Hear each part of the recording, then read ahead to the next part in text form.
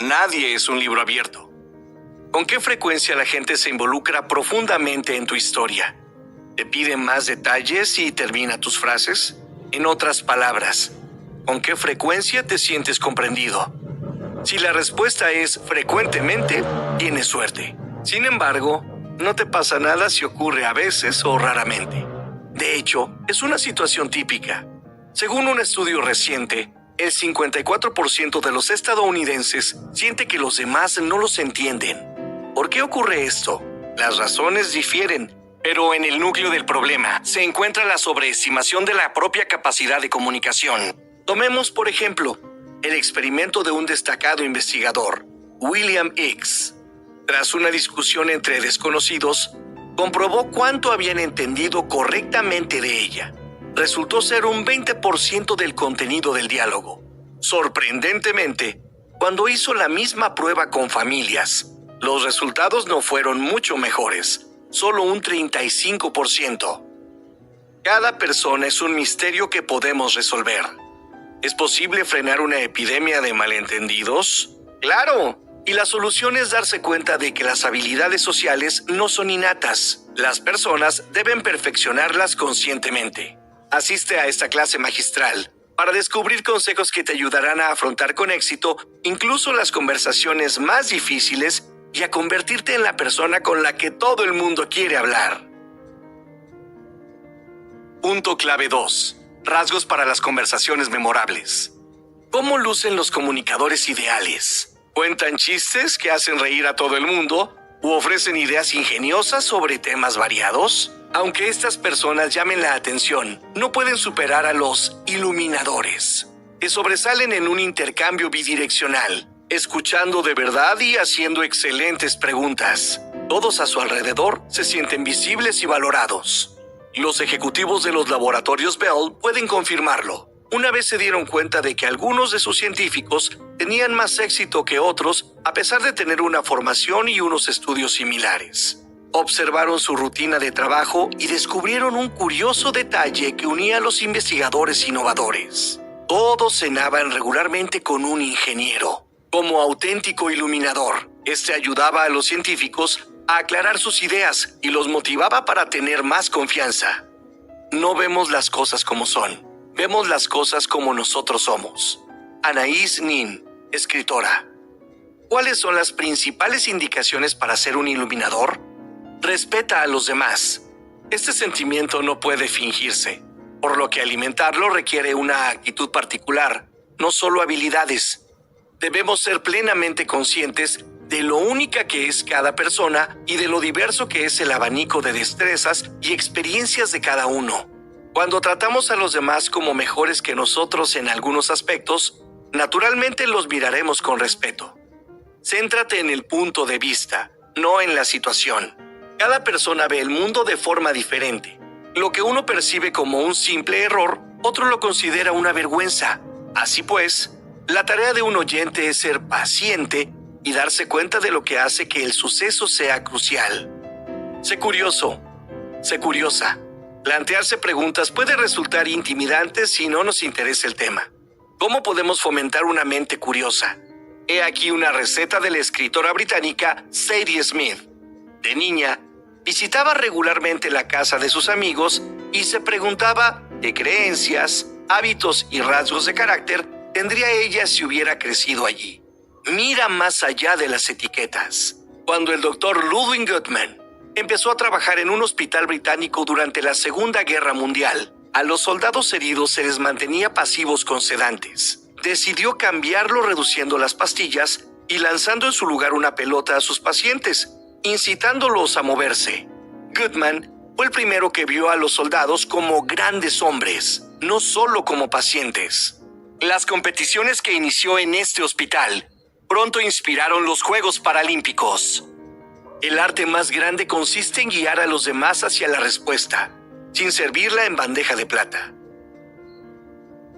Punto clave 3. La fórmula de la empatía. ¿Cómo podemos convertirnos en iluminadores?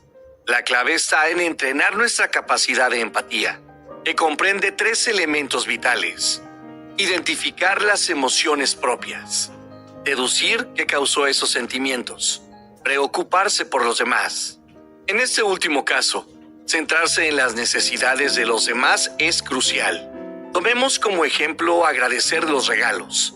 En lugar de explicar cómo los utilizaremos, podemos concentrarnos en lo amable que ha sido alguien por acordarse de nuestras aficiones o preferencias. La definición de apoyo depende de la persona. Algunos solo necesitan palabras amables, mientras que otros esperan acciones. Brooks ofrece unas cuantas maneras de mejorar tus habilidades de empatía. Observando, enfocándonos en los gestos y entonaciones de los demás, mejoraremos en el reconocimiento de estas señales.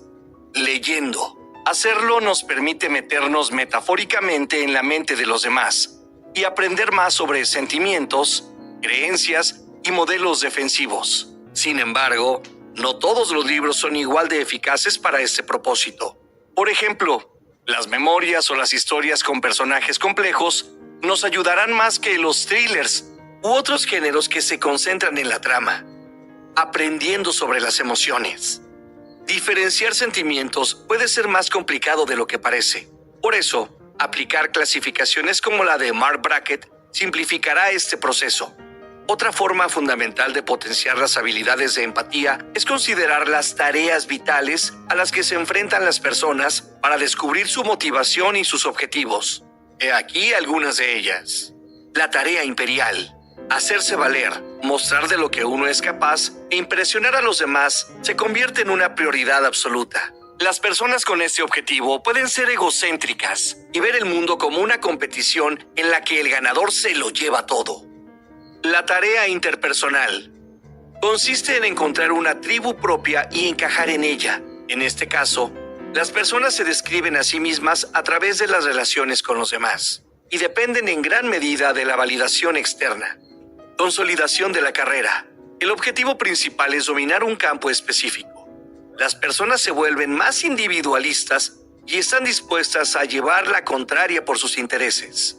La tarea generativa. Esta actividad implica ayudar al mundo y guiar a los demás como padre o líder. ¿Sabías que la imitación es esencial para la empatía? Por eso, las inyecciones de Botox en la frente que hacen que las personas no puedan fruncir el ceño pueden empeorar la capacidad de reconocer algunos sentimientos, como la preocupación. Punto clave 4. ¿Qué hacer y qué no hacer en la comunicación? La empatía sienta los cimientos, pero para construir una buena conversación también debemos conocer algunos principios. La atención es un recurso limitado. Como la velocidad media con la que se habla es alta, debemos concentrarnos por completo en el mensaje para procesarlo.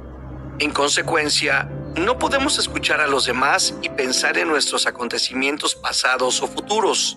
Del mismo modo, es útil hacer una pausa antes de contestar para meditar la respuesta. Si la formulamos mientras alguien está hablando, como suele ocurrir, podemos perdernos una parte esencial de la conversación. Los temas familiares son los más populares. Aunque transmitir información nueva parece una estrategia ganadora, no enganchará a los demás tanto como los temas a los que están apegados. Por eso, debemos intentar encontrar algo que sea crucial para una persona en cualquier conversación. Por ejemplo, si alguien lleva una camiseta con un logotipo de un equipo de fútbol, una pregunta sobre ello será un excelente rompehielos. La explicación es importante, pero cómo la hacemos es vital. Muchos expertos recomiendan que el orador vuelva a plantear de vez en cuando algunas ideas clave para asegurarse de que se entiende correctamente su punto de vista. Sin embargo, evitar repetir es fundamental. Por ejemplo, podemos resumir el pasaje y comprobar 2 veces si hemos entendido bien la actitud del otro sobre el tema en cuestión. Las personas necesitan señales de las que están escuchando. Asentir con la cabeza, inclinarse hacia adelante y hacer comentarios son gestos esenciales para un diálogo fluido y profundo. Hablar sobre nuestras experiencias similares no siempre es beneficioso. Puede parecer que apoyamos un diálogo, pero más a menudo es una forma de desviar la atención hacia nosotros mismos. Cada situación es única y debemos tratarla como corresponde. Otra habilidad esencial es hacer las preguntas correctas, que son las que impulsan los diálogos. ¿Cómo podemos elegir las adecuadas? Adopta una postura modesta. no de superioridad.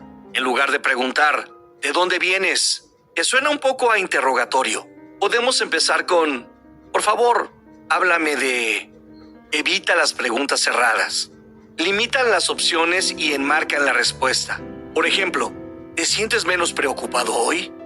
Reduce todo el espectro de emociones a una sola. Por eso, es mejor empezar la pregunta con ¿cómo?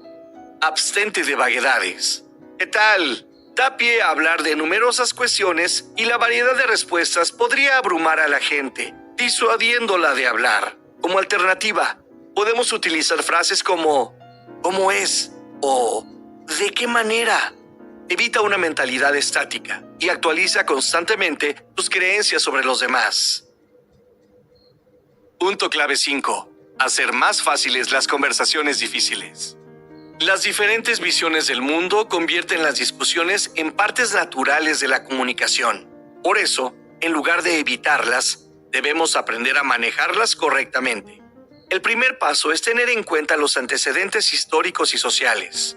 Una discusión en la que participó David Brooks ilustra vívidamente esta idea. Uno de los participantes, un científico, mencionó la crítica a la representación exacta de la historia de los negros estadounidenses en los libros de texto como ejemplo de la guerra cultural. Brooks se mostró de acuerdo con esa definición. Al mismo tiempo, decidió cambiar el debate hacia lo que, en su opinión, constituía el núcleo de esta crítica: los valores tradicionales y progresistas. Sin embargo, el científico protestó. Como reflexión, Brooks se dio cuenta que no había considerado la estratificación social en esta conversación. Como la igualdad sigue siendo solo un ideal, algunos grupos son más influyentes, mientras que otros no tienen esos privilegios. Siendo un periodista de medios elitistas, Brooks parecía defender el sistema que le beneficiaba cambiando de tema tan rápidamente. Podría irritar al científico que ha luchado por la justicia. Esta historia también ilustra otro punto crucial. Existen dos niveles de diálogo. El diálogo oficial incluye expresiones que utiliza la gente. La comunicación real comprende un intercambio emocional. Algunas frases coinciden con nuestras creencias y valores, fomentando la seguridad, mientras que los que las contradicen las percibimos como amenazas. La gente puede querer decir cosas distintas cuando utiliza las mismas palabras, así que no dudes en aclarar estas interpretaciones personales. A veces, las conversaciones se vuelven demasiado emocionales. ¿Qué debemos hacer en estos casos? Toma conciencia. Deberíamos hacer una pausa, distanciarnos mentalmente de la discusión y preguntarnos, ¿qué nos ha llevado a esta acalorada discusión? Utilizar el método de la división. Es importante aclarar nuestras intenciones. Y una de las mejores maneras de hacerlo es decir primero lo que no pretendíamos hacer, como quitando importancia a nuestra opinión. Después, podemos decir lo que queremos conseguir. Encontrar un punto de acuerdo.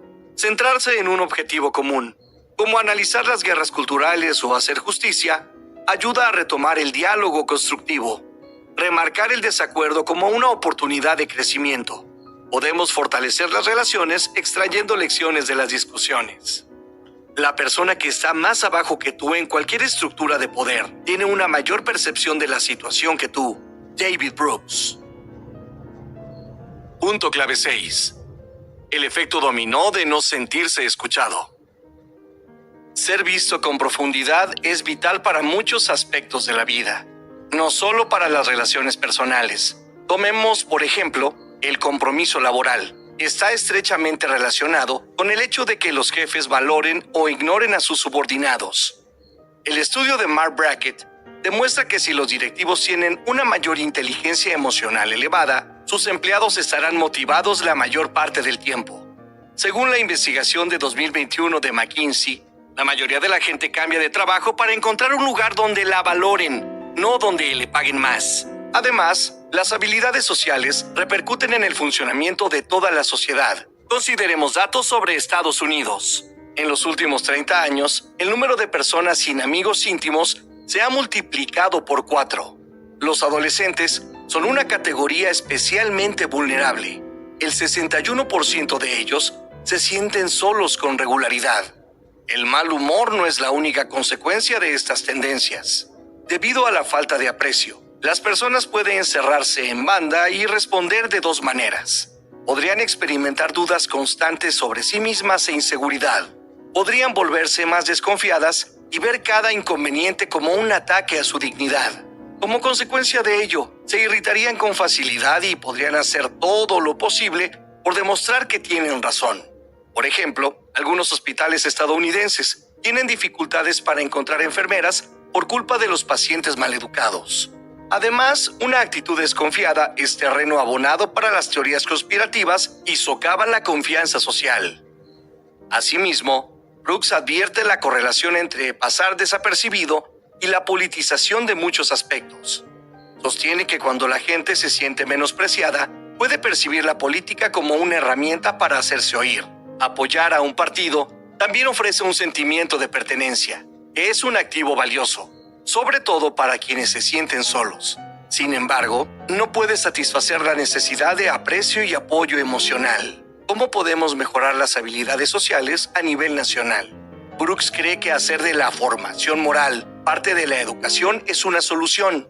¿Qué significa exactamente? Fomentar la cultura de la asistencia mutua, disminuyendo el egoísmo. Ayudar a los adolescentes a encontrar su propósito y a tener una vida con sentido. Entrenar la inteligencia emocional y las habilidades sociales para fomentar relaciones fuertes y sanas. Las escuelas estadounidenses impartieron educación moral hasta la década de 1940, cuando el centro de atención pasó de la formación del carácter a la preparación para el éxito profesional. Ahora, todos nos enfrentamos a los resultados de esta innovación. La moralidad es algo más que reglas abstractas. Es una manera de tener una vida verdaderamente plena. Conclusión. Cuando pensamos en héroes, muchos nos imaginamos a alguien como George Washington o un protagonista de Marvel. Son disciplinados, seguros de sí mismos y tranquilos. Sus emociones están controladas y reprimidas. Esa imagen ha sido dominante durante mucho tiempo. Pero, ¿y si cambiáramos de modelo? Aunque necesitamos héroes clásicos durante las crisis, la aceptación y el reconocimiento que proporcionan los iluminadores se demandan a diario. Ser respetuoso, atento y solidario con los demás es tan esencial como ser audaz, fuerte e inteligente. Además, dado que las relaciones desempeñan un papel fundamental en nuestra satisfacción vital, las habilidades que nos permiten escuchar y ser escuchados deben ser nuestra máxima prioridad. Por lo tanto, si estás buscando una forma de demostrar tu valía, recuerda que cada vez que te encuentres con alguien, tienes la oportunidad de realizar un acto heroico. Los iluminadores son héroes de nuestro tiempo. Prueba esto. Recuerda algunas conversaciones recientes y piensa en preguntas que podrían haberlas hecho mejores. Mientras te desplazas al trabajo, intenta determinar lo que sienten las personas que te rodean. Lee una novela para conocer mejor las creencias y puntos de vista de los demás.